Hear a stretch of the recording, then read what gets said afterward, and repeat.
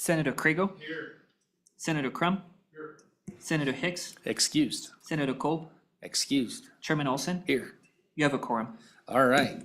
We have a couple of Senate files that we're going to try to get through this afternoon. The first one is Senate File 180, and we have the sponsor with us, Senator Smith. Welcome to Judiciary.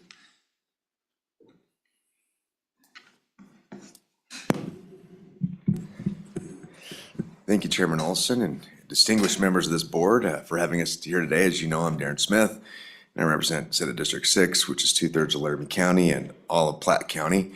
The bill you have before you is it's called the Supplemental Budgets Limitations Bill. And in essence, the bill just codifies what nearly every governor and every legislature has said about the supplemental budget. And that's that it's for emergencies. So in 2024, the governor put out a letter of sorts and telling every agency, hey, this is for basically for emergencies, not to be treated as in the same manner as a biennium budget. So anyway, I don't think that we say these words in tongue in cheek, and you hear it over and over and throughout both houses that this is for not ordinary spending. So with that, if you have the bill in front of you, page 1, lines 2 and 3, basically it says specifying requirements and limitations for supplemental budget requests. And so the guts of this bill start on page 2, at line 9, Romanette 7, and it says any recommendations in the supplemental budget from the governor or agencies shall be limited to the following recommendations for amendments to the state budget. So part A there is necessary reductions occasioned by the most recent published consensus revenue estimating group, estimated revenue shortfalls, et cetera. So bottom line would be like, the Craig report. If it's showing some shortfalls, then we need to adjust accordingly in the supplemental budget year. Part B, that would be natural disasters like fires, tornadoes, or things like that. I guess humans could cause those as well. Part C would be appropriations necessitated by public welfare emergencies. That would be stuff like sudden financial calamities, et cetera. And then Part D, self-explanatory, if there were savings or decreases that were recommended. And then Part E or 5 there is necessary personnel adjustments. So you're always going to have that. You can't really limit a supplemental budget in terms of personnel. But anyway, that's the guts of this bill. And I would like to also we have a citizen here who has, Mr. Chair, who has lots of experience with budgets and really has several decades of institutional knowledge. And so when at your approval, I'd like to ask you to let him speak. All right. Any questions? Yeah, I do have some questions. So what would be some examples of a human disaster? A fire could be started by a human. Caused by a human. Yeah. And then It could be a train derailment. It could be lots of explosions. It could be lots of things. recommendations regarding increases or decreases to savings. My question to you is savings, is that broad enough? Because I think I know what our savings account is, at least in my mind. The rainy day fund is a savings account to me. But I don't know if by statute it's labeled as a savings account. I don't think there's anything like that in statute. So do you feel like that's broad enough to cover what you're trying to get it to cover, or how did you come up with that language? I just thought it was, I mean, this bill is not to handcuff the governor and agencies to anything in particular. It's just, I just want to codify. I want something to baseline a supplementary budget off of, and especially being in appropriations. It's just, you hear that, hey, this is for emergencies. Is this an emergency? You hear it over and over, and you hear lots of people say it. And it's like, well, where is it? It's not in the Constitution. It's not in our statutes. And so that's, I mean, this would be like, hey, if we're having a rock out year and the governor's like, hey, we need to put money in savings, I don't think we should prohibit that. We should allow that in statute. Or if we're having a massive shortfall, we should be able to deal with that as well. So there's an interesting constraint in statute that actually doesn't allow the governor to spend from the LSRA.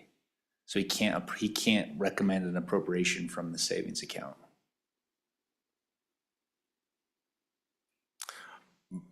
But if it So makes. I'm just trying to figure out what exactly you're thinking about when you say savings. Like I get the increase to savings, I get that part. Got money, put it in the savings account, but decrease would be the equivalent of spending a savings account. All right, well, there could be, I mean, there's spending that can be, yeah, they can access money from the SIPA, right? Which is, in my mind, savings. Okay. Senator Craigo, you have anything? Yeah, just a quick question, Mr. Chairman. And part of this, my thinking around the bill or whatever is a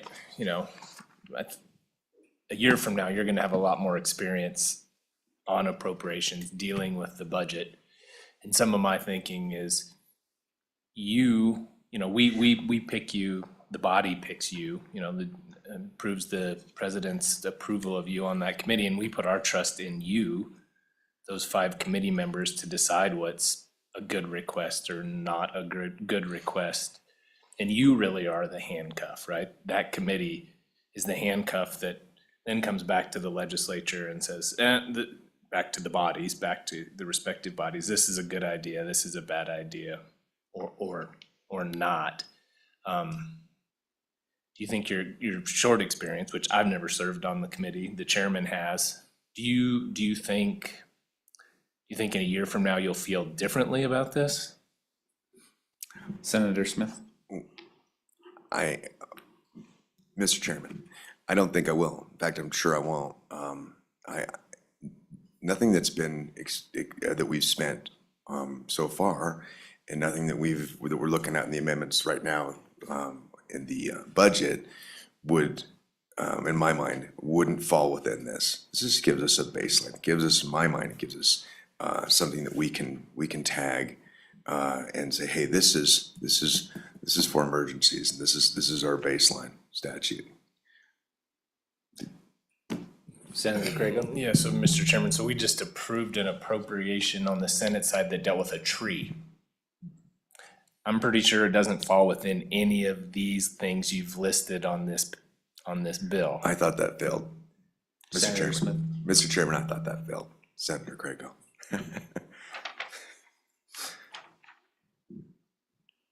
Yeah, I mean,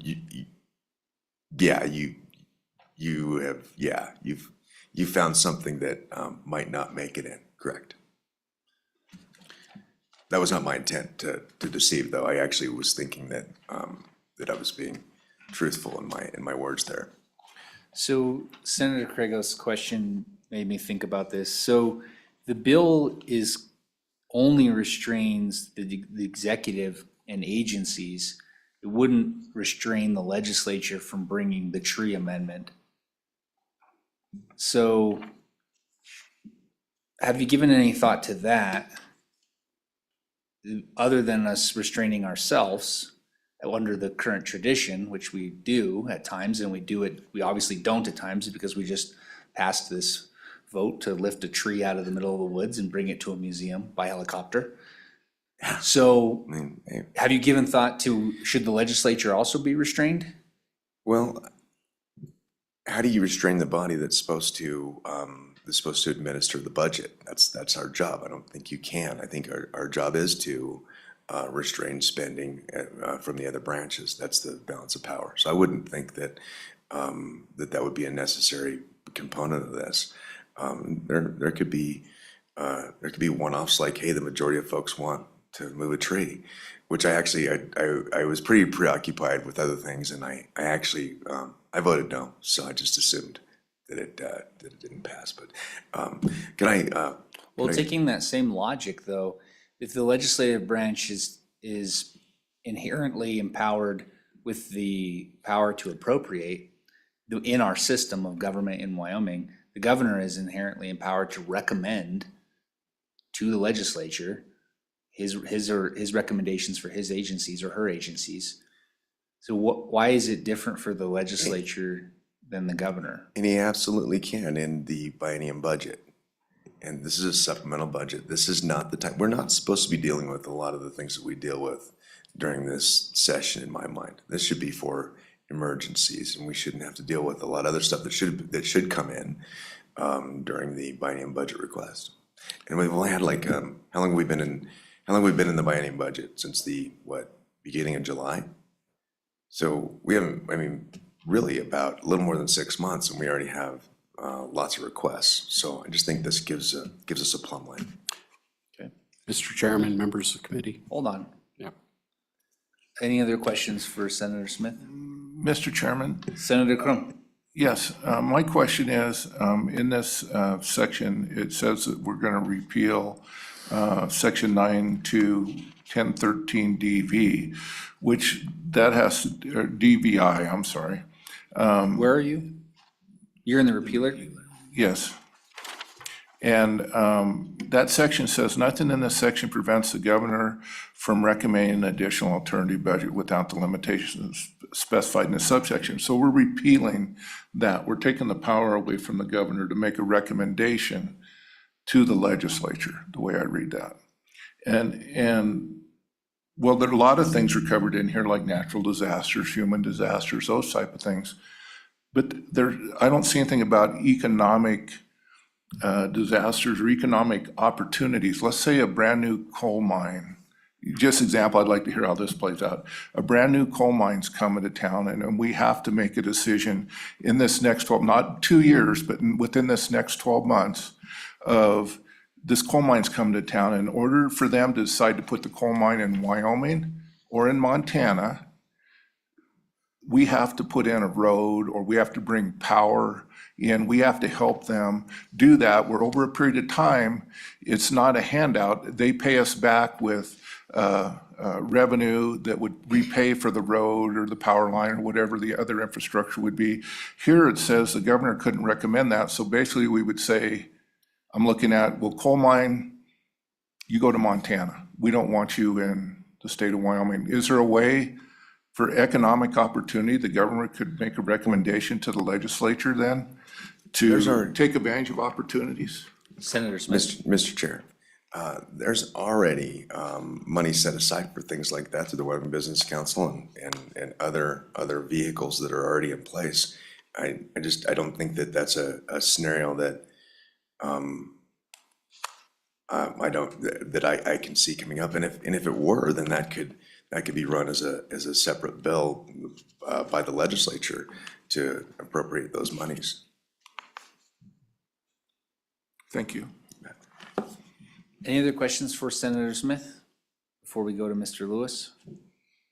All right, welcome. Mr. Chairman, members of the committee, my name's Kevin Lewis. I'm a Laramie County resident. On this bill, I'm in favor of it, mostly because you see some abuses with the agencies that oftentimes result in budget requests that are not well thought out. So the biennium starts on July 1st. Most agencies will start thinking of supplemental budget requests July, August, September, and they're in the governor's office in October. They've only gone through about 15% of the time of the biennium. Some agencies have done that every time. Since 2004, I went through the state budget divisions, supplemental budgets. They're always in even years.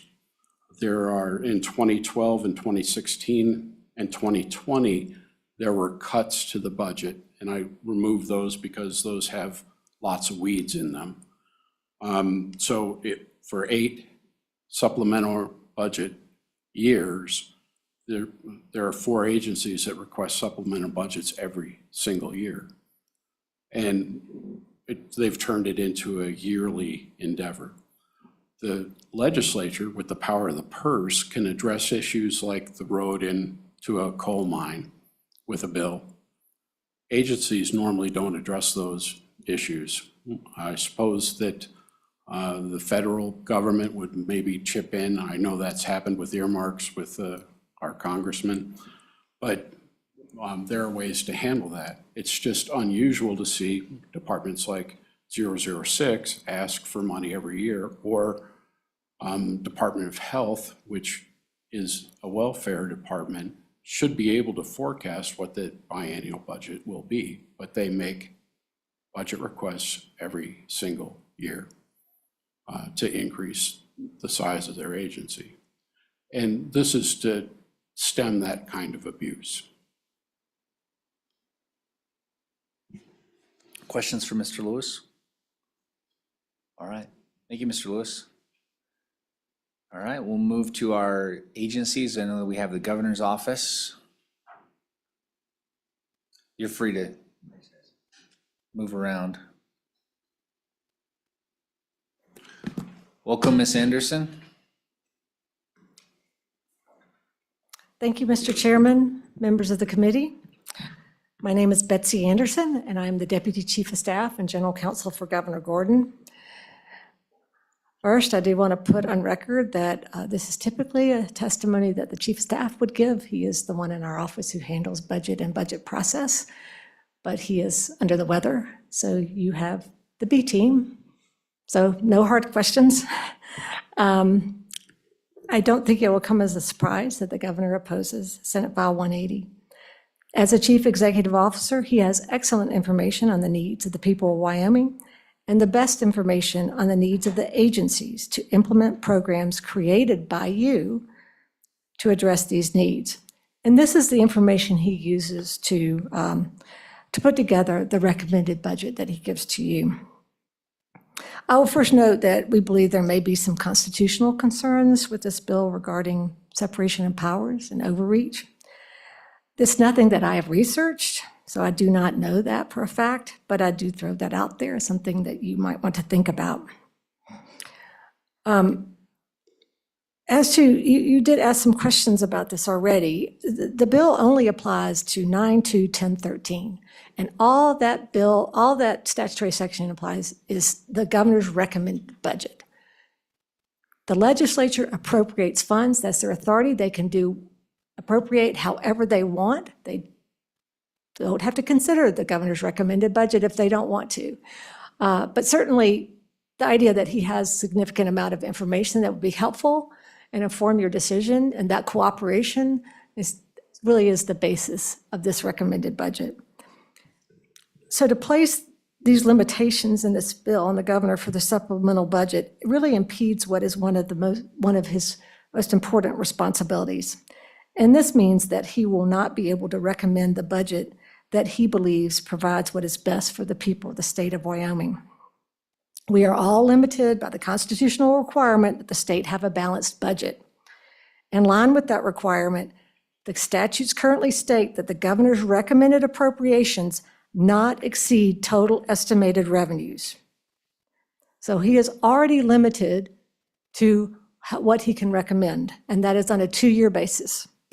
To add the additional requirement that his supplemental budget recommendations are limited to a specified list is overly burdensome. From a more technical perspective, there are situations that could arise during the first year of a biennium that might require recommended appropriations that are not mentioned on the list. I will give you an example. In 2020, the 2020 budget session, the state of Wyoming had its first COVID case on the next to the last day of that session. You had just passed the biennium budget. In the following months, we received a significant amount of CARES funds, and then after that, later, ARPA funds. That's an example of something that's not contemplated by this list. I also mentioned that there are times when the legislature asks us in the biennium budget they would only appropriate for 1 year, and please come back in the supplemental and ask for this. We do that at your request. Director Johansson is here from Department of Health, and I think he has a similar example. WIP would be an example of what happened last year. We were asked to come back this year. And he has an example, I think, of some health funding that was only given on a one-year basis. So, and also, I think there are other situations that are not even on this list that we just really can't foresee right now that might come up that we would not be allowed to include in the supplemental budget. And then Senator Crum, you mentioned the repeal of the ability of the governor to provide an alternative budget.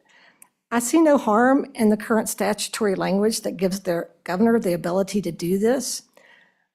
It's rare for a governor to submit an alternative recommended budget, as it is a lot of work to do just one budget, much less two. But I can see a situation would lend itself that the governor might want to provide an alternative recommended budget. I see this especially true when we have a large reduction in revenues, and the legislature must decide how much to cut expenses and how much to spend savings. Obviously, since the governor is limited on how much he can recommend as to how much savings are used, I think if he considered, he would do that through an alternative budget. He would give a balanced budget that meets the requirements of the statute, but then he could give an alternative budget where he might consider less cuts and more savings. I do understand that the governor instructs the agencies to only submit emergency matters in the letter that he sends out to the agencies. That's his prerogative. I mean, he wants to keep the spirit of, we are a state with a biennium budget, and we don't want to stray too far afield from that. And so that is his prerogative, but I believe it's also his prerogative if he believes there's something important at that point in time that he recommends something that might not necessarily be considered an emergency. So at the end of the day, it is the legislature that makes the decisions on how to spend the state's money. But we believe the governor should be allowed to provide his recommendations on expenses and savings unimpeded by artificial limitations, and he should be able to present what he truly believes is best for the people of Wyoming. And I'm happy to stand for any questions. Questions for the committee?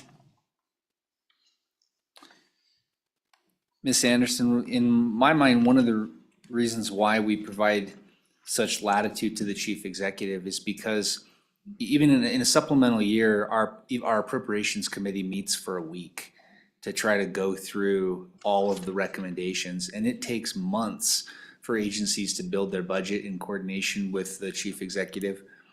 And just as a part-time legislature, we're just not structured to have that much control over the entire budgeting process. I know there are some states that have independent budgeting offices, and the budget isn't built by the chief executive. Ours is built by the chief executive, who is full-time working with those agencies.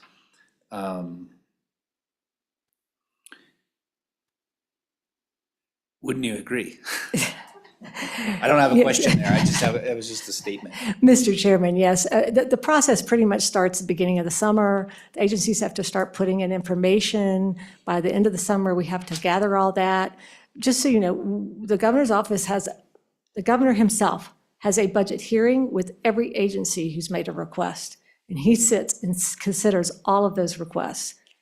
So this is, and I believe he's very judicious with agencies. And there are times when he says, I disagree with you, agency. I don't think you have that need right now. Or that's not the best place for us to spend our money for the people of Wyoming right now. But we do those through the fall. And that's a big commitment on the part of the governor and our office. And then, of course, the budget's due in November. So it's a lot of work, but I think that serves the people. Yeah, the other thing I liken it to is our from a legislative standpoint, our rainy day fund. We could put in statute exactly what is a so-called rainy day and restrain ourselves in our ability to spend from that savings account. And I know some legislators would agree with that. I disagree with it. I think that from legislature to legislature to legislature, you need to provide the flexibility of the body to be able to interpret a rainy day or a disaster or a problem and be able to access those funds as they need them. And I think our legislature in Wyoming has done a really good job of restraining itself, giving the governor flexibility in designing a supplemental budget, it's the same theory, is that from chief executive to chief executive, you know, they have different information and different scenarios that they're going through. Mr. Chairman, definitely different, governors have different priorities, and they were elected by the people, and the people, they heard what they believe that is important to the people, and I think that is reflected in each governor's budget. Senator Hicks? Yeah, Betsy, given that process you guys go through, you would do that regardless of whether this bill passed or not. Is that correct? I mean, it's still a supplemental. You're going to go through and see what those agencies' needs are, take testimony, budget. They're all going to come. This wouldn't change that process at all, would it? Ms. Anderson? Mr. Chairman, Senator Hicks, that's correct. This would not change that process. This just would mean the governor would be even further limited beyond the balanced budget requirement and his restrictions on what he can recommend out of savings. So it's just another layer of restrictions. Senator A Hicks? follow-up, Mr. Chairman, if I may. And so within the scope of these things, having sitting on, there's only one thing that I see that would be omission to typically what we do in a supplemental anyway, and that's when we have technology lapses, failures, software, hardware, which is not unusual to have. My time, start to have computer failure, and all of a sudden you've got millions of records in DFS, or that we have to replace some of that stuff. What else do you see under the enumerated things under here, other than, that's the one that just jumped out at me, that if we were going to add some, is there anything else that you would say that would be absolutely necessity to include in this enumerated list? Ms. Anderson? Mr. Chairman, Senator Hicks, I don't know when exactly you walked into the room, but I did I think he give, came in after the ARPA discussion. and so. And I apologize, Mr. Chairman. So the examples I gave, well, I will start with, I don't think we can foresee anything and everything that might happen. And I'll give you the example I gave of what we couldn't foresee is in 2020, in that budget session, we had our first COVID case on the next to the last day here in Wyoming, on the next to the last day of session. You had just passed a biennium budget. I don't think the ink was dry on that. And then all of a sudden we get CARES money, and we're calling a special session. And I believe that we were still addressing the CARES funding in that supplemental budget the next year. And then we get ARPA funds. And do we know that those will happen in the second half of the biennium so we can address them in the biennium budget? Might happen the first half. The other example I gave is this year. Last year, the legislature asked, they did only a 1-year funding on WIP and asked that the governor come back for the next year and ask. That's not included in the list. And so we couldn't do that. Director Johansson has the same issue with some funding for health, that they only did it on an annual basis and asked that it come back. Those are examples, but my big issue is I just don't think you can foresee what might come down. And then if it's not on the list, how you would address that.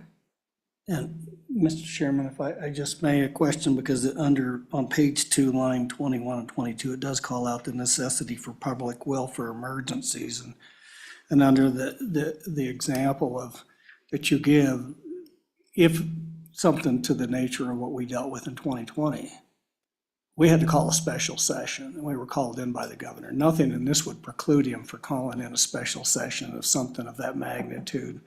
I don't see that in this. And my time here, having gone through a couple of special sessions, and we have the ability to call ourselves in, but specifically the governor can do it too, and this wouldn't limit him of that. Would you agree with that?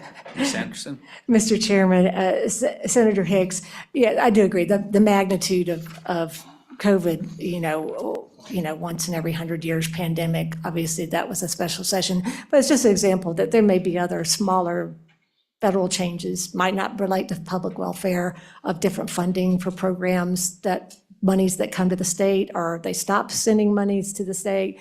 How do we address that? And again, I'm just giving examples of what I can think of, but I really feel like there are things that we're not going to think about today that could happen. And he's already limited that he cannot recommend expenses that exceed estimated revenue on a 2-year basis. And so that's already a requirement, and it's already a limitation on how much he can recommend out of savings. I just don't feel like this extra layer of limitations, it really just hinders, and I don't know what benefit it provides. All right, thank you, Mr. Chairman. Senator Crum?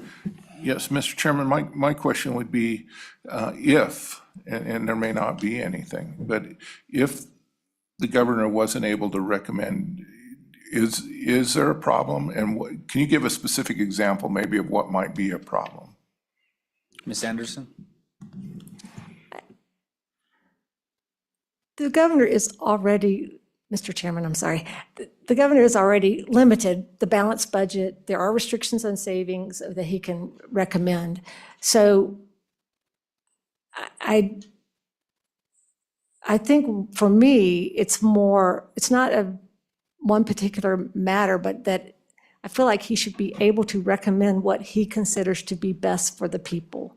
And I do think the alternative budget provision is critical to that, because that really allows him that, because that specifically says he can recommend an alternative budget without regard to the limitations that are in here.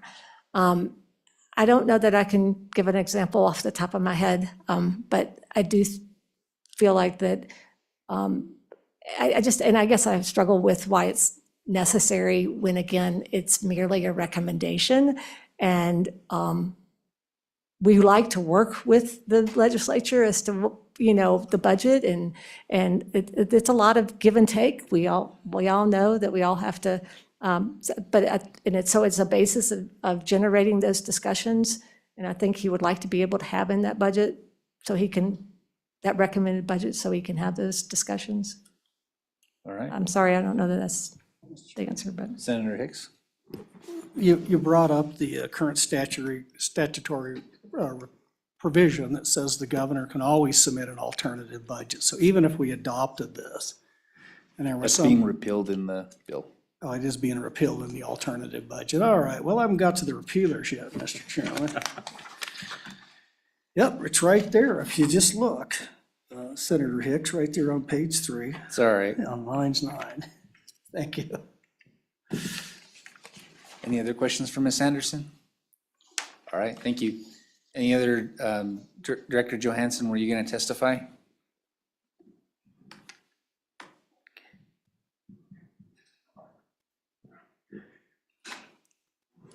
Thank you, Thank you, Mr. Chairman. Stephen Johansson, Director for the Department of Health. I'll be very brief, mostly on the technical side. Ms. Anderson did a good job explaining some of the concerns with the bill, but on the technical side, just raising the committee's awareness on some required requests that the Department of Health is compelled to make, regardless of whether it's a budget session or a supplemental session, based on Wyoming statutes. So just a few examples. In Title 21, we are required in the developmental preschools by the legislature to bring any external cost adjustment request that has been passed down to us for an ECA, regardless of if it's a budget session or a supplemental session, so could create a potential conflict. A relatively new statute that you all passed last year in Title 35 requires that the Department of Health bring requests anytime that salaries are adjusted for public health nurses on the state side, to bring a compensatory request for county-based public health nurses that wouldn't be part of the state workforce. That's another statute that requires the department to bring a request, and could fall in a supplemental year. Again, hypothetically, there's no request we have for that previously, but that could certainly happen. And then, as was mentioned before by Ms. Anderson, there's a variety of scenarios where the Joint Appropriations Committee and the legislature directs my department or any department to bring a request in the subsequent year. So working the budget in a budget session, perhaps funds an item or doesn't fund an item for 1 year, directing the department to bring that request in the subsequent year. So, again, language that would deconflict that would probably be prudent here, so that there isn't an interpretation conflict. And in line with something one of the previous gentlemen mentioned of, especially my department, bringing requests year after year. Many of those are because there's a statutory requirement or a direction from the legislature in a footnote or in the budget bill to bring that request. A good example is some of you remember the step 2 and step 3 reductions from 3-4 years ago, where the legislature implemented our step 2 reductions in the Department of Health. That was north of $150 million. We had brought, as directed by the governor, additional step 3 requests of close to $100 million general fund in the budget. The committee and the legislature believed that we were cutting too far. In many of those items, they directed us not to make those reductions. This was in a budget year, and instead prepare that list of requests for that funding that they gave us annually in the supplemental session. So again, similar example, but that was on the inverse of the department. The legislature believed was cutting too far in some of our programs, and we received direction to bring those requests back in a supplemental year.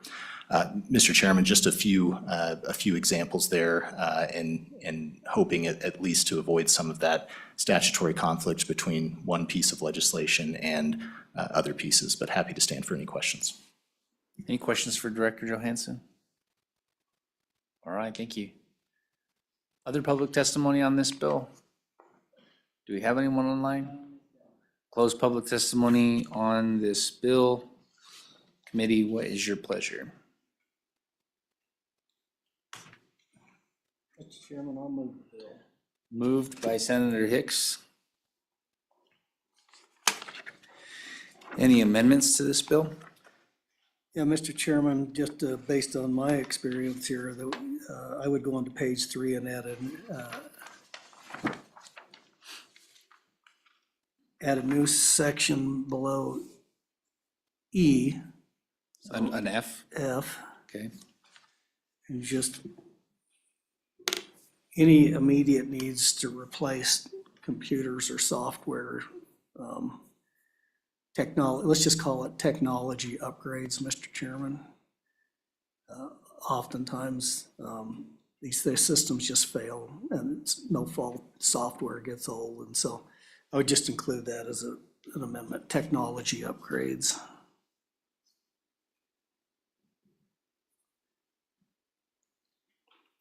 Okay, any discussion on this amendment? Senator Crum? No? Okay. All those in favor signify by saying aye. Aye. Aye. Any opposed? Okay, that amendment has been adopted. Any other amendments? That's it, Mr. Chairman. Senator Crum? Yes, Mr. Chairman, I would make an amendment that we, on page 3, line 9, that we would strike all of line 9. Delete section 2. Yes. Okay, any discussion? Seeing none, all those in favor signify by saying aye. Aye. Any opposed? No. Okay, that amendment does carry.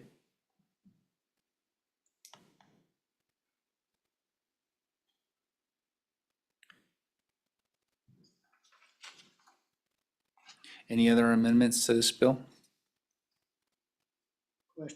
Question? Pierre, why don't you do a roll call vote on Senate File 180? Senator Crago? Senator Crum? Senator Hicks?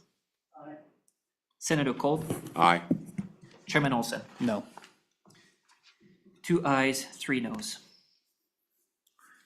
All right. Well, Senator Smith, good bills come back, so just keep on chugging away. I don't think any of us disagreed with the purpose and the intent of what you were trying to do.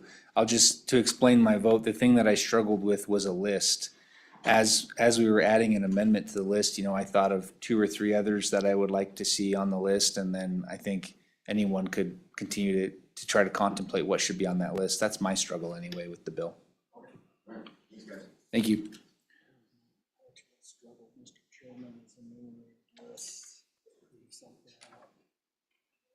Indeed.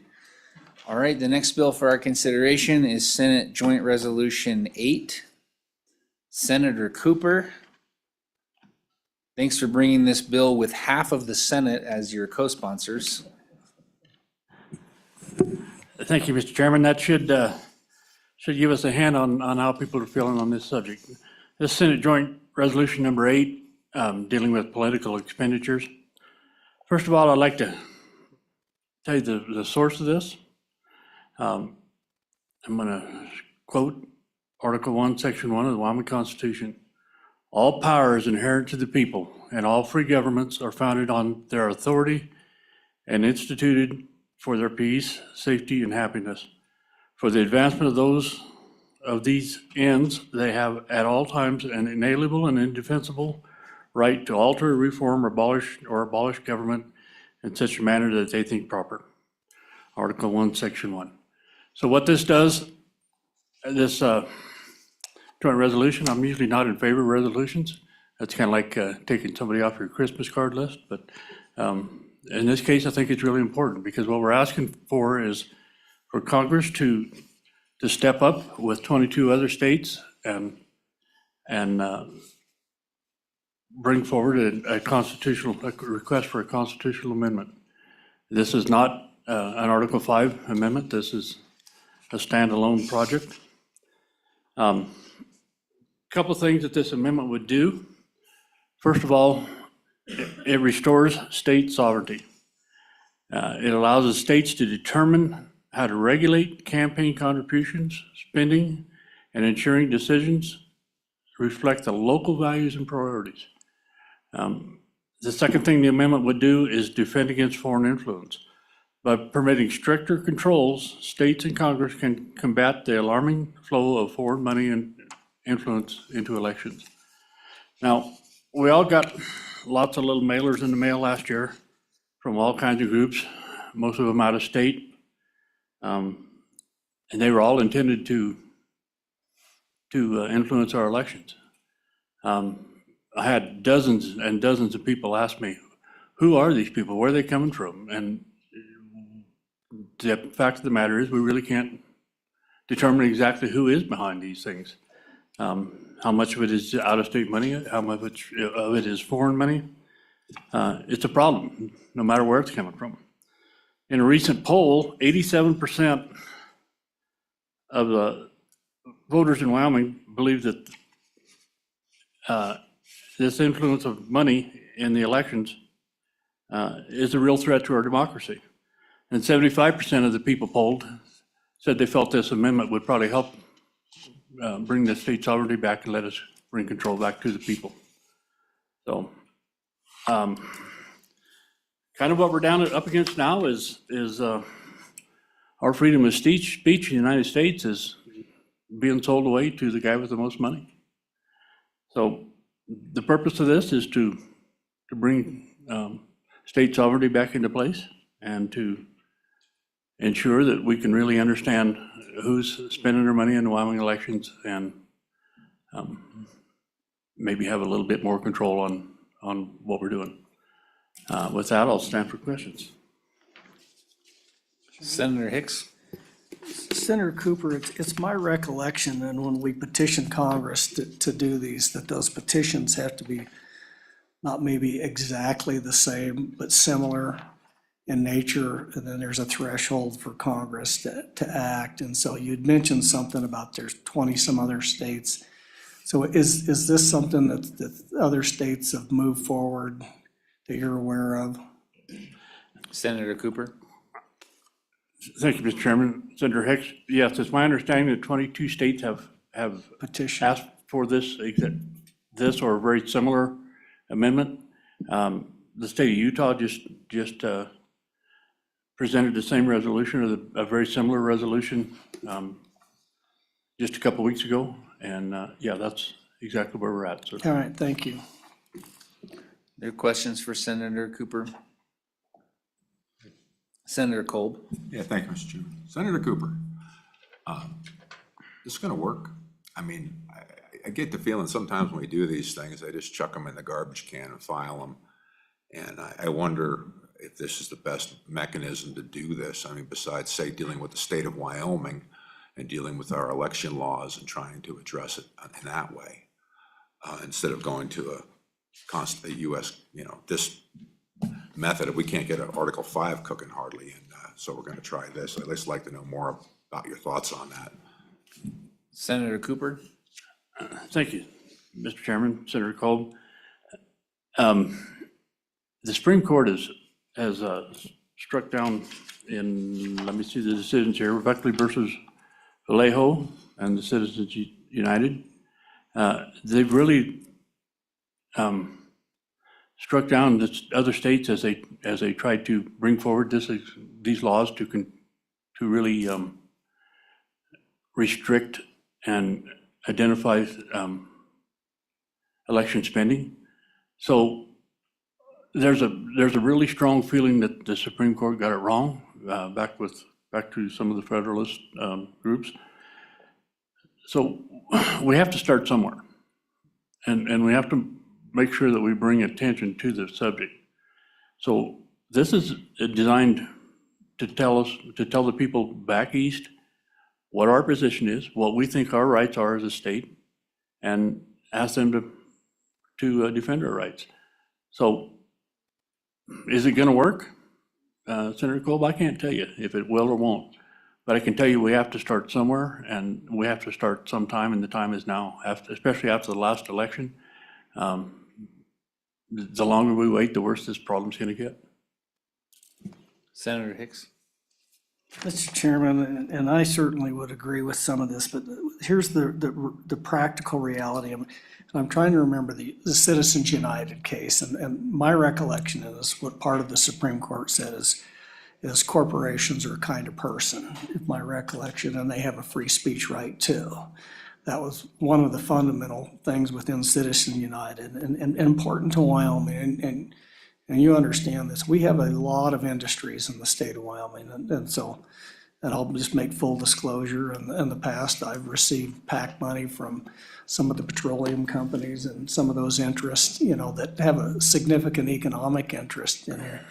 Do you see, because we bring in the word on page 3, line 7, and it says actual constituents. So is it to limit those type of corporations under Citizen United that now have been given free speech rights to participate in because they have a vested interest in Wyoming too? I'd just like what your thoughts, and is that actual constituent, does that mean a physical person? What's your thoughts on that? Thank you, Mr. Chairman. Senator Hicks, I believe the Wyoming Constitution addresses that, and I don't have my copy with it here, but the Wyoming Constitution says it is an actual person. As far as where we're going to go with it, should it include corporations? I think it should, yes. But what we're really seeking to stop is the misuse of the First Amendment to hide behind it so that they don't have to declare who they are. In my opinion, these legitimate corporations are very open and usually pretty good about telling you who they are. But we had a lot of money come from a lot of places in the last election that no one knew really where it was coming from. So we're more interested in addressing that with this dark money. Other questions for Senator Cooper before we open it up? All right, thank you. Senator Schuler or Senator Landon? We'll bring you both up.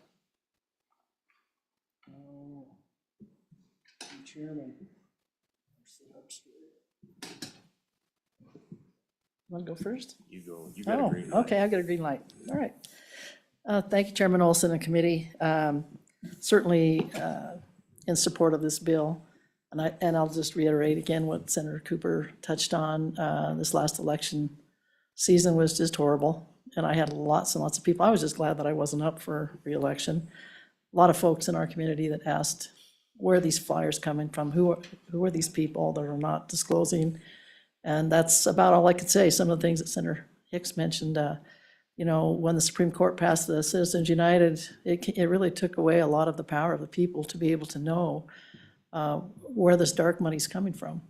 And it did have I think it had a lot of influence on our elections, because there are folks out there that won't do the research.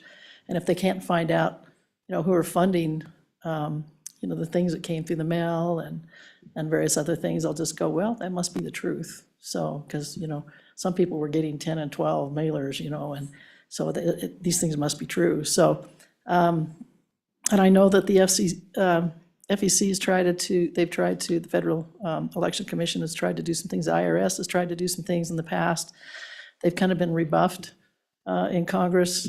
Both parties are really, I think, just as, you know, bad as the other when it comes to this, because both sides have tried to kind of say, well, yeah, you know, we'll take this money from these corporations. And they've tried to limit them in terms of how much money. But we know for a fact that, I think when the election money first started coming in, I think in the 70s, we heard about it. You know, it was hundreds of thousands. And then by the time Citizens United got through, then we were talking billions. And so we're talking, this is not just money coming from the United States, it's coming from other countries as well. That's what I think is really dangerous about this dark money. So this resolution, it's worth a try. You know, as a good Senator Kolb mentioned, you know, sometimes you wonder if these things, you know, have any credence or if they'll work. I think it's worth a try. I think a lot of other states are as sick of it as some of us are. And so I think it's worth it to give this a shot.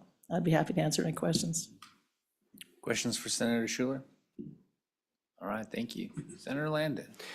Mr. Chairman, thank you. I stand in support of the resolution, and I get it.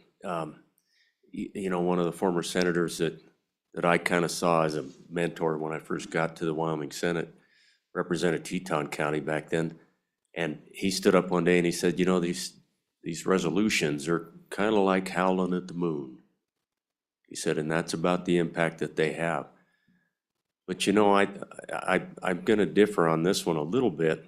To go to Senator Kolb's question, it feels like to me, if something like this went through two bodies of this legislature, it might put a little bit of weight behind a suggested interim topic for the Corporations Committee to really take a look at this. We used to be able to indicate to folks what we thought was right with respect to our election laws. We've lost all that. And I don't think there's any topic that I was approached more than this one in the past couple of months. People are very concerned about it. I think it's wiping out the ability of the average person to run for office. I think to have one of those offices sitting up there, you know, you better have $50,000+ in your back pocket before you can run for office anymore. There's issues far beyond that, you know. I think that our people deserve to know how much these elections are costing. I don't think we have any idea. I think when this money and all these products are coming from somewhere else, we're in the tens of thousands of dollars being spent on these races. I've got people calling me and say, why can't we find out what's going on out there? This is at least a start. We can see where it goes, but I support the resolution and the efforts by the good senator from the Bighorn Basin. Senator Hicks. Senator Landon, and you'll remember this, and I agree with you, even if we just take it up, we have some issues even within our own state. I remember we had what I would call a more fringe gun group here in Wyoming that was kind of doing a lot of dark money stuff, and the Secretary of State, I think at the time, basically went in and said you can't participate in our process because we don't know who you are. And that went to our own court system and came back and said, they don't have to tell you who they are. So it seems to me if we're going to take this up, we need to kind of go back and look at some of those cases. And I agree with this. It's the dark money is we should know who that is, because I think we've seen foreign country interference in some of our elections, and that really bothers me. And with all the AI technology and stuff that's coming online, but if we're going to do the interim, I'd like to also say let's look at our own systems also and see if there's something we can improve for transparency. I think, Mr. Chairman, Senator, I think that's well stated. I think this might be the impetus for us to encourage ourselves to go to work on it a little bit. Just make sure that that we get back anything that we can get back with respect to how we run our elections. I think people in my neck of the woods are just feeling like at the federal level and the back east level and elsewhere that we're being overrun a little bit. So I think it's a good conversation to have, and this resolution will be good to work on through the process. Any other questions for Senator Landon? Yes, Senator Cole. Yeah, thank you, Mr. Chairman. Well, Senator Land, I don't mean to, I guess, focus in on you, but you're sitting up there, Senator, so I'll ask you the question. Getting back to this actual constituents, is that drawn in, I don't know, excluding certain people? I think what I'm hearing is, if I'm hearing this right, and that's what I'm asking you to help me with, we're talking about dark money, and dark money being an unknown source of money that's supplying, say, mailers in this case that we recently were inundated with during the last campaign cycle. And we're trying to get after that block of advertising, right? It just doesn't seem like it's really that skinny or that focused on just that. It seems like it's a little broader. And whether I agree with you, I think that we ought to have clear information about who's doing that, right? It shouldn't be in this dark alley or wherever they're printing this stuff out of. And then you just are dealing with it when it comes in, right? So we want to know where the money's coming from. That would seem to be the impetus about this. I guess this is the way you've decided to do it. This is the horse you're going to ride, being around horse analogies for the last couple days. Do you think that maybe we could tighten up the language at all? Are you happy with just the way it's written? Do you think it gets to where you want to be in light of what I just said? Thank you, Mr. Chairman. Senator Landon. So, Mr. Chairman, Senator, I think there's all kinds of room for us to consider language that might be better. There's a couple of things in the resolution that I might not have included, but that it kind of, I kind of thought about this with some of this language. It's interesting during this session that we're spending countless hours on the security of our elections. And it's all about, tightening up where you can go and how you can fill out your ballot and where we can't throw it in a box or whatever. But this actually, in my opinion, this kind of activity threatens the security of our elections here in Wyoming. When you really come right down to it, we should have that conversation. And so this is, in my opinion, Senator, I think it's gonna prompt us to have some conversations in 2 or 3 different directions. And just for that standpoint, I think it's a good idea to move it forward. Senator Crago. Thank you, Mr. Chairman, and just to respond to Senator Cole, so that language is really just kind of in the whereas provisions, and it's just what it is saying is this money is drowning out the voices of our constituents, because they don't have the ability to spend that kind of money to influence the election of their own representatives, senators, etc. And if you turn to the second to last page, page 4, all we're really doing is asking for a constitutional amendment that says we can create our own laws in our own state to govern our own elections. We're asking for our state sovereignty to be given back to us so we can make our own choices, because right now we are being governed by a Supreme Court case that says we can't do any of the things that I think all of us want to do. And so that's, if you just look and read through that, I don't care if we change the language, but I think the real important language is that section 1 on page 4. Senator Cole. U.S. Supreme Court. Senator Crago. Yes, sir. Senator Cooper, did you have something else to add for us? Thank you, Senator Landon. Mr. Chairman, thank you. To address Senator Cole's question about changing language, I think it's not only the authority but the responsibility of this committee to bring this language into whatever form you want. That's how the process works, and I would encourage you, if you have better ideas, language changes, whatever it might be, please step up and do so, because the idea is to make this a better resolution and to really bring our questions home to the people back east. Thank you. Any other public testimony? I believe we have some testimony online. So the hour is drawing late, so I'm going to, hopefully you're listening to me in the virtual world, I'm gonna have to limit your testimony to 2 minutes. So we'll bring you in and hear from you, but just know you have 2 minutes.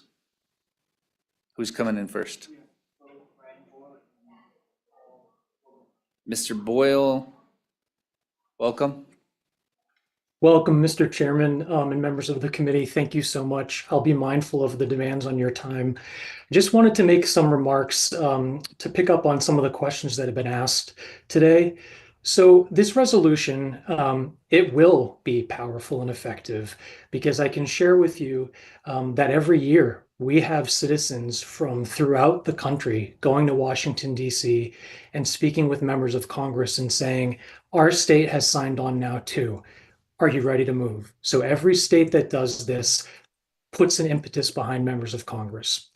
What the amendment really does is it comes down to a simple question of who decides. And I think Senator Crago made this point. Who gets to decide whether foreign money should be able to flow into your elections? Who gets to decide whether outside billionaires get to dominate elections and drown out the voices of your constituents? And who gets to decide whether the actual sources of all this money get disclosed? And the issue, the constitutional issue, is that for the past 50 years, the Supreme Court says that they alone get to decide. Even if a state court wanted to do something else, they can't do anything else. So state legislatures have been hamstrung by that, and policy questions that really should be up to decision makers like yourselves have been taken over by the Supreme Court. Making campaign finance policy is not a judicial function, and the court is not engaged in legal interpretation when it has been setting these rules. And I come from this from a perspective of an originalist and somebody who believes in federalism. And if you look back at the original case, Buckley versus Vallejo, that got us set off on this path, there's not a single paragraph that tries to explore what the original meaning of the First Amendment meant. What the court has been doing is making these rules up. And the last thing that I'll say is, as a policy matter, if you happen to like any of the rules that the court has applied, nothing in the proposed constitutional amendment would require you to make a different choice. But the key is that the choice would be yours. It would be yours in the state of Wyoming, and it would be the choice of states across this country. And that's really why this does reinforce the federalism and the state sovereignty that's at the heart of our constitutional republic. So I'm happy to answer any questions, and I just want to say thank you for the opportunity, and I urge you to vote aye on SJ 8. Perfect. Thank you, Mr. Boyle. Any questions, committee? All right, thank you. Mr. Vogelheim, you're up. Mr. Chair, thank you, and members of the Judiciary Committee. I'm speaking today in support of Senator Cooper's Senate Joint Resolution number 8 and propose the constitutional amendment allowing Wyoming and the other states to establish reasonable limits on political contributions made to influence our elections. I'm Paul Vogelheim. I'm a past county commissioner and past chair of the Teton County GOP, and I stand along with a number of other legislators in supporting this and co-sponsorship, and including the senators from our neck of the woods, Senator Dockstader and Senator Guru and Representative Byron, who have co-sponsored this resolution. Just to keep it brief, this resolution addresses a very loud and growing concern voiced by the people of Wyoming and folks in our community. We need to protect the integrity of our elections from out-of-state and foreign interests, especially the undue influences of the super wealthy special interests. So, Mr. Chair, thank you for allowing me to speak, and I stand for any questions. Thank you, Mr. Vogelheim. Any questions, committee? All right, thank you. And with that, we will close public testimony. Committee, what is your pleasure? It's been moved by Senator Crago. Any amendments to this bill? Any discussion on it? All right, Pierre, will you please do a roll call vote on Senate Joint Resolution 8? Senator Crago, Aye. Senator Crum, Aye. Senator Hicks, Aye. Senator Kolb, Aye. Chairman Olson. Aye. 5 ayes. Do pass. Very good. There you have it, Senator Cooper. We'll give you some work to do. Senator Rothfuss, do you think we have 15 minutes? I don't know how much, I know your resolution is easy to get through. I don't know how much you plan to speak, but. Well, with 15 minutes, it's not going to be very much, Mr. Chairman. All right. Let's tackle Senate Joint Resolution 9. Thank you, Mr. Chairman. Senate Joint Resolution 9, it's actually first developed quite a few years ago on the Digital Information Privacy Task Force and has been carried through a few times since. When we worked on that task force, we recognized that, in fact, Wyoming has pretty weak privacy protections in our Constitution. We have mediocre at best protections in statute. So we did some work on trying to improve the statutory protections. But from a constitutional standpoint, we have U.S. constitutional protections to the Fourth Amendment, but our Constitution only has relatively mild protection of papers, which is kind of standard terminology in the Constitution. So we looked around the country at that time at what other states had, trying to find a model for a high-end constitutional amendment or constitutional provision that would go in Article 1 of the Constitution. And there are 12 states that have explicit constitutional privacy protection provisions. The simplest were Hawaii and Montana, and theirs are actually nearly identical to one another.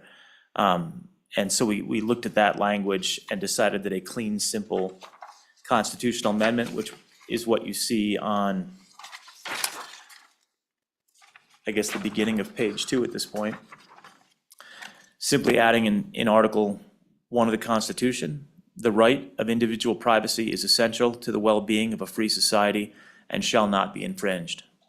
Direct and straightforward, no flowery language, just you've got a right to privacy. And again, that's consistent with the simplicity of Hawaii and Montana, and we thought that was the type of language that we should have in the Wyoming Constitution, recognizing that this is a state that purports to support privacy, but again, our privacy rights, I think, Mr. Chairman, have been eroded significantly over the years at the state, federal level, everywhere. Just as a brief anecdote, I note from the students I teach at the University of Wyoming that their desire to even have privacy rights is being diminished because they have so few, they don't even expect it. And it's honestly kind of disappointing to see that transition over the last decade where they're just saying, yeah, we don't have any privacy rights. Why would we even aspire to that? And you know, I regret that it's gone as far as it has, and this is the kind of thing that we can give the opportunity to the people of the state of Wyoming. Through this is a constitutional amendment. They can cast the vote in favor if they choose to. But I think it's important personally. This is something that I truly value is a right to privacy, and I think none of our rights have been more thoroughly trampled in recent years than our privacy rights. I'll stop there. Senator Rothfuss, is this designed to, this is broader than just a data privacy right? You know, you brought up the task force, but your idea is broader than that. Absolutely, this is a right to privacy. The concern I have rests in case law with Griswold and Roe versus Wade. Roe versus Wade interpreted the 14th Amendment to the United States Constitution as a woman having a right to privacy. The fourth, correct? 14th. 14th, okay. 14th Amendment. Go ahead. With a woman having a right to privacy, which grants her the right to terminate her pregnancy. Have you given any thought to that body of law? Well, again, that was overturned recently. It was. And ironically, when we first ran this legislation, it hadn't been overturned. So my hope was at this point in time, people would stop worrying about that because that's why the bill's been killed in the past is we can't have a right to privacy because of Roe versus Wade. And that's why the bill has died when it's died in the past. Here we are, the Supreme Court overturned that. I'm hopeful that we can get beyond that and just recognize that an individual right of privacy is a good thing, but we might not. Senator Hicks, thank you. Mr. Chairman, Senator Rothfuss, so you looked at these other states, but, you know, pretty extensive when you say right to privacy. And my concern is if you looked to see if there's any case law out there where anybody used their right to privacy for an affirmative defense against some level of discovery or criminal action. In other words, the evidence was that my right to privacy. And so has that been tested yet in any court that you're aware of? Because it looks to me like that could be a giant. Well, again, it would be a protection in state law that theoretically exists largely at the federal level. But clarifying it, making it more explicit. Again, honestly, I'm not worried about the idea that an individual has a right to privacy and therefore it too thoroughly holds back the state from implementing what the state wants to do. I don't feel like our big problem is that the state doesn't have enough power and that we need to make sure that we're protecting that power. But you look to these other states, again, Hawaii's is the right of the people to privacy is recognized and shall not be infringed without the showing of a compelling state interest. When we ran this in the past, actually, we had the compelling state interest. It's my favorite language, but good Senator Hicks hated it. And then Montana's is very similar. The right of individual privacy is essential to the well-being of a free society and shall not be infringed without the showing of compelling state interest. And compelling state interest means a strict scrutiny level, which, as I said, I like, but it was disliked because people thought that that invited the government, in fact, to invade your privacy. Senator Hicks? Back to my question, Are you aware of any cases that have been challenged in any of these states that have this as some type of affirmative defense to evade prosecution? Sure. I have no knowledge, Mr. Chairman, Senator, of any particular examples. Nothing has made the major news or come across my radar, but I would expect that, right? If you have a right to privacy, then if your privacy rights are being infringed by law enforcement, you will absolutely bring that as a defense in a case. I don't know why you wouldn't. And that's a good thing. That's okay. I'm just thinking, Mr. Chairman, maybe we should pass this, that way we can get more attorneys out there because they'll be a lot more lucrative to. Well, there's a thought. Senator Kolb? Thank you, Mr. Chairman.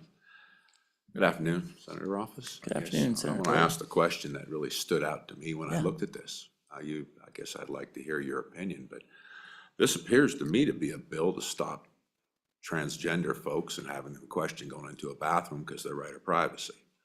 So I'm concerned with a bill like this that then it would fraud any of things that we've done about anybody's ability to question anybody about why they're in a particular bathroom. Basically, you have a right to privacy and that can't be touched. So I guess, what's your thoughts on that? Is that, would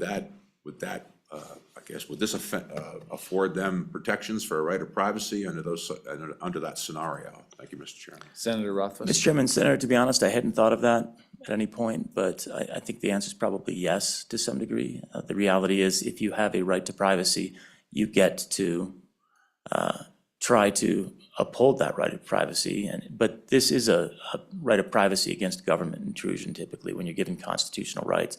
It doesn't necessarily afford other individuals an obligation to respect your right to privacy, just like free speech. Other individuals don't have to respect your right to free speech, but the government has to uphold it. So this would be similar to that in Article 1. It's a restriction on the government's ability to intrude upon your right to privacy, or intrude upon your privacy. Senator Kolb, follow-up? Yeah, follow-up. Well, thank you for that truthful explanation. You've always been truthful, Senator Office, and I much appreciate that about the relationship we've had. The other question would be isn't the school a government entity? Yes, a school would be, Mr. Chairman, my apologies. Senator, a school would be a government entity and would be required to and obligated to respect your right to privacy. Now, there are obviously limitations on all rights, right? So when you have that compelling state interest concept, which is written in the other states, and if you wanted to amend it in because you thought it was a way better bill at that point, I'd think, yeah, let's do it. But it goes to the balance of, how far do you have to go in trying to find other factors before you can invade privacy as your solution for a compelling state interest.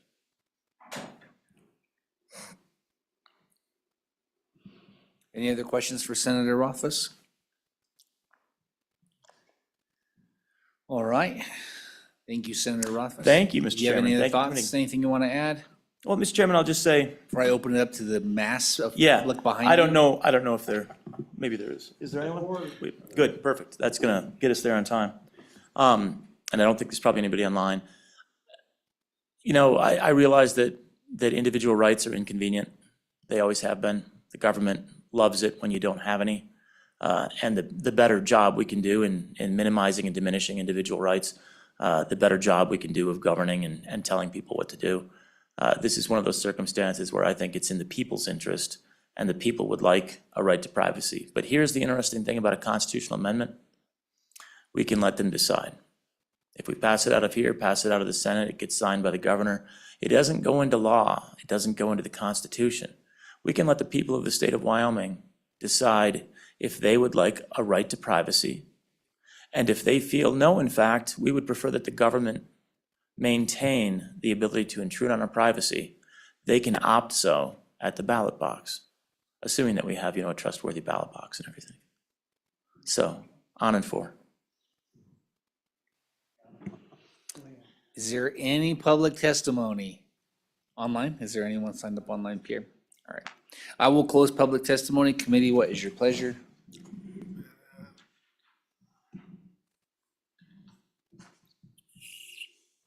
Did you have something? No? Okay.